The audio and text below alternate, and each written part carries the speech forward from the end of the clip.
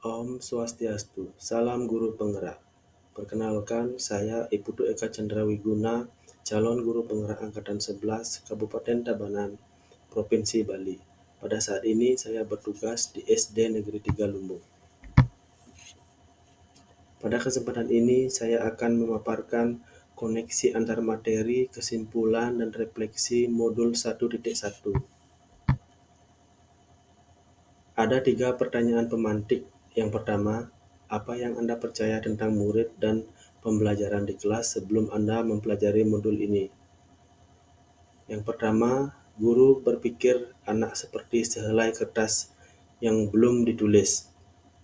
Sebelum mempelajari modul 1.1, saya selaku pendidik berpikir bahwa anak didik ibarat seperti sehelai kertas yang belum ditulis. Saya boleh mengisi kertas yang kosong itu menurut kehendak. Saya berkuasa sepenuhnya untuk membentuk watak atau budi yang diinginkan. Yang kedua, teaching center, pembelajaran berpusat pada guru. Selama ini saya merasa bahwa saat mengajar monoton di mana saya sebagai pendidik menjadi pusat dalam pembelajaran. Siswa harus memperhatikan, mendengar, dan menyimak. Setelah itu saya mengerjakan tugas yang diberikan oleh pendidik sebagai evaluasi dari kegiatan pembelajaran. Yang ketiga, peserta didik menjadi subjek dalam mengejar target pembelajaran. Selain itu, anak didik dijadikan subjek dalam mengejar target pembelajaran. Kami selaku pendidik tidak memperhatikan karakteristik peserta didik sesuai dengan kodratnya yang memiliki cipta rasa karsa yang berbeda. Nomor 4, peserta didik hanya belajar di ruang kelas atau ruang praktik saja. Selain itu, kami juga merasa bahwa anak didik belajar hanya sebatas di ruang kelas atau ruang praktik saja, tapi tidak memberikan kebebasan mereka belajar dimanapun yang mereka anggap nyaman.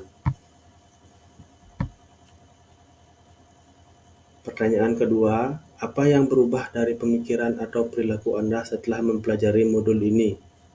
Yang pertama, pembelajaran berpusat pada siswa.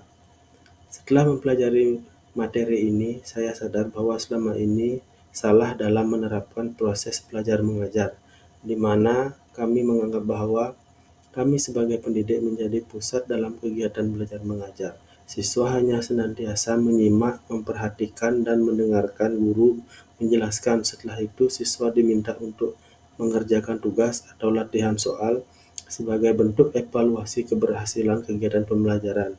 Ki Hajar Dewantara mengajarkan kami bagaimana memperlakukan anak didik sebagai manusia, makhluk, dan benda hidup dalam kegiatan pembelajaran. Bagaimana kita memberikan kebebasan, kemerdekaan lahir dan batin kepada mereka dalam belajar sesuai dengan kodrat mereka, yakni potensi dan karakter mereka. Yang kedua, mengetahui karakter yang berbeda dari setiap siswa. Setelah mempelajari materi ini, saya sadar bahwa setiap anak memiliki karakteristik yang berbeda antara satu dan yang lainnya. Anak didik juga memiliki cara tersendiri untuk mencapai keberhasilan belajar mereka dengan cara mereka belajar yang mereka anggap nyaman. Kemampuan anak didik pada saat belajar berbeda-beda, yakni auditory, kinestetik, dan visual.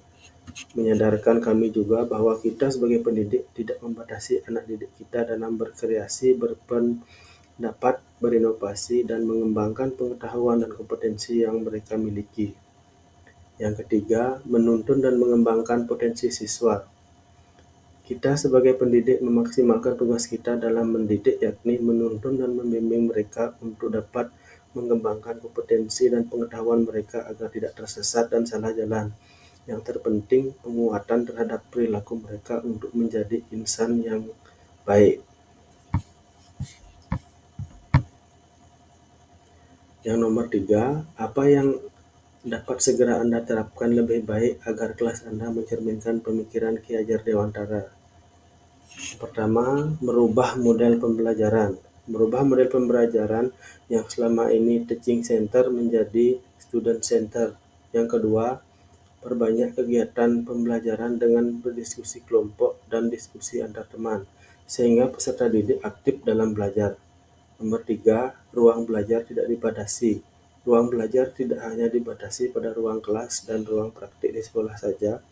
Mereka bisa belajar langsung di masyarakat, di lapangan, di dunia usaha, dunia industri, dan dunia kerja.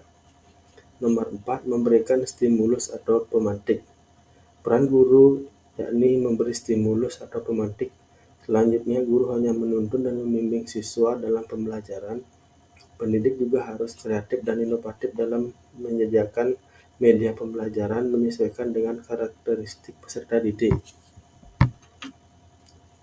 Kesimpulan dari materi ini, yang pertama, setelah mempelajari modul 1.1, saya dapat memahami pemikiran filosofi Ki Hajar Dewantara secara komprehensif serta dapat mengimplementasikan dalam pembelajaran sehingga dapat menuntun peserta didik sesuai kodratnya, termotivasi dalam belajar, dan dapat menciptakan suasana merdeka belajar. Terima kasih sudah menyaksikan video ini. Om Santi Santi Santi Om. Salam guru penggerak. Terima kasih.